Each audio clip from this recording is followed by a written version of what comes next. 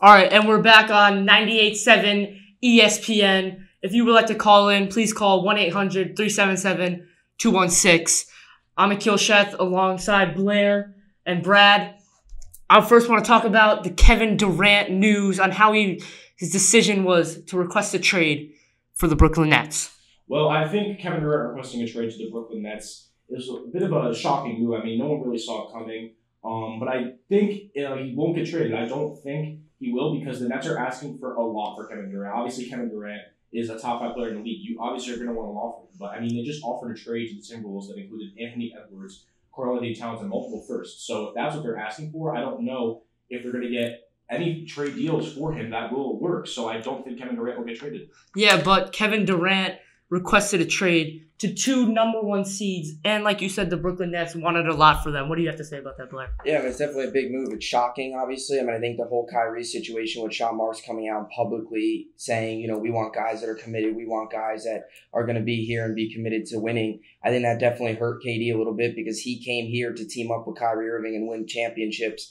I think Kevin Durant's going to get traded. You look at history in the NBA, the most recent one being Anthony Davis. When superstars request trades, the other team, the team that he requested trade from, are going to trade him. Anthony Davis got traded. I think Kevin Durant's going to get traded. You're going to get a lot in return. You saw what Rudy Gobert deal had in return. It was a massive, massive return for the Utah Jazz. And there's 2 teams, the Suns and the Heat, that could give very good deals to the Brooklyn Nets with a lot of young talent to retool.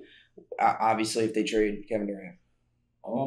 I agree with what you're saying, but I think if he gets traded to the Suns, I think they'll just lose a lot of depth because you're going to have to give away guys like DeAndre Ayton and Mikal Bridges. And I think you give away a great defender and a great center, DeAndre Ayton. Your bench is not really going to have a lot of depth, and the starting 5, great offensively. It's a great offensive roster, but defensively, it kind of is like the Brooklyn Nets. It's not really good on defense. I get that, but if the Suns trade for Kevin Durant, they're getting Kevin Durant. So, you're getting Durant, you're going to have Booker, who just signed a Supermax. You're going to have him locked up for a long time. He's still young, up and coming, entering his prime. And you have Chris Paul. So you're going to have a big 3 in a way. And I think a lot better than what the Nets were working with Harden, who was a mess. Now, there's been a lot of off-season, free agency signings with Jalen Brunson and Bruce Brown. Now, what do you guys have to say about that? I think, obviously, this free agency's been very solid. There's been a lot of people that have switched. But I think the best signing was DeJounte Murray to the Hawks. The Hawks needed another guard to go with Trae Young. And DeJounte Murray, he's a great player. He's a great defender, a great playmaker, etc. And I think that they need another ball handler as well because Trae Young gets doubled pretty much the most out of everyone in the NBA. So I think having DeJounte Murray will really help that Hawks backcourt. But being with DeJounte Murray, do you think they're an NBA championship type caliber team now? I think if they add another solid forward, they could definitely. I think they could go far in the playoffs. They went to the conference finals 2 seasons ago, so I think they could go far. But not so much an NBA championship. There are some better teams out there. Yeah, I think that was a great move. Obviously, Spurs completely tearing things up. You'll be interesting to see what Popovich's future is there in San Antonio. The best signing for me was under the radar. I think Bruce Brown. I think he's a great asset to the Denver Nuggets. I think they bring in a guy who's good defensively, 3-and-D player, can knock down the 3 a little bit, was very good on the Brooklyn Nets. There's times where if he wasn't out there for the Nets, their defense would be a complete mess. And I think it's a big loss for Brooklyn. I think it's a very big asset that they pick up for Denver. Add that to Jamal Murray. Hopefully he can stay healthy. You obviously have Jokic. I think it's an underrated signing, but one of those depth moves that could bring that team. Guy has stayed healthy throughout his time in Brooklyn. A guy who could really bring them over the top. What really took me by surprise was how the Knicks gave Jalen Brunson over $25 million a year. They were giving him $25 over $1 million a year. That should make him a top 10 point guard.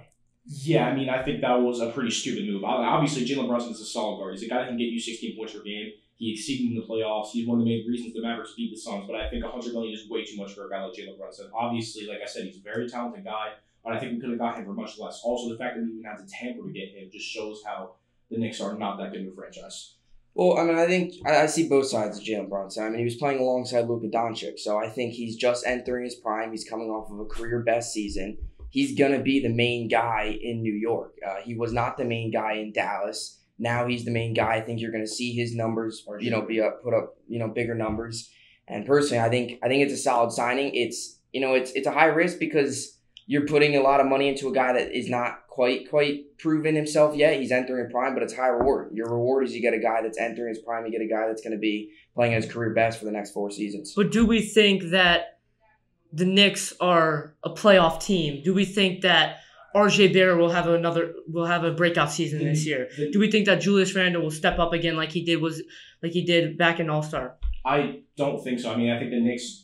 RJ Barrett is really the future of New York. Besides that, yeah, you just got Jalen Brunson. Julius Randle was a one-year wonder. Mitchell Robinson, if he can stay healthy, is great, but he's had injuries in the past. And the shooting guard position's a bit weird. Emmanuel Quickly is just an average player, in my opinion. So I think this Knicks team needs much more before they get the next step. I think their ceiling for them is a playing team, honestly, maybe at the 8th seed, but I think they'll probably finish around the 10 to 11 area. I mean, I think they have a lot of talent. I mean, they have, you brought in a IQ who had a great season last year, or a good season, I should say, not great. He's still learning when to shoot, when not to shoot.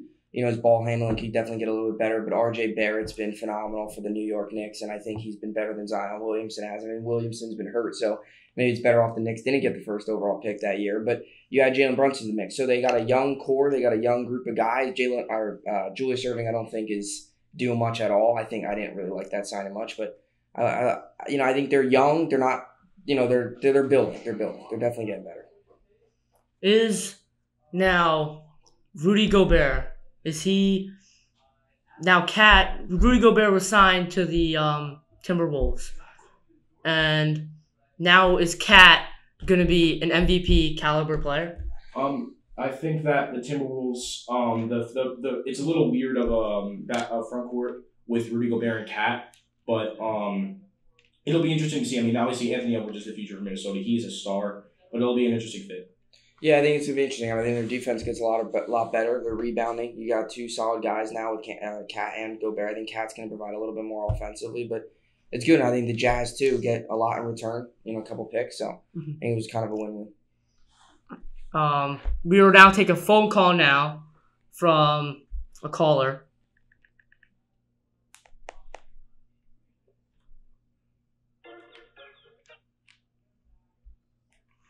Hey man, you're on the call. Hey guys, I'm very excited to join the show today. So I know you guys have been talking some NBA off-season action. I just wanted to get your take. What do you think has been the best under-the-radar off-season move?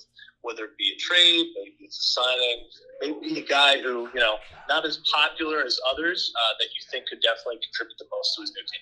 Well, I'm actually surprised this one is under the radar and not really anyone is talking about it because it really should be talking about. But Malcolm Brogdon to the Celtics, no one's been talking about that, and it's very shocking. The Celtics needed a point guard. Marcus Smart is a solid point guard, but I think he's more of a shooting guard. Malcolm Brogdon can do everything at an above average level.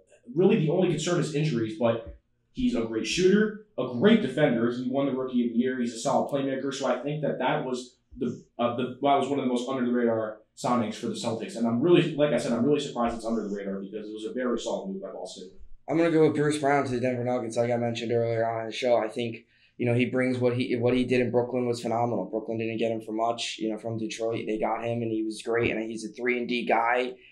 He's going to play very, very, very good defensively. He'll knock down a couple threes, add him with Jokic. And it's not like they needed a big-time scoring guy when they have Jokic. Hopefully, if Jamal Murray can stay healthy for a long, long term. I'm going to go Bruce Brown to the Denver Nuggets. Both amazing free agency signings. There's been a lot of great free agency signings and trades. But that'll be all for us today on 98.7 ESPN. Thank you for watching.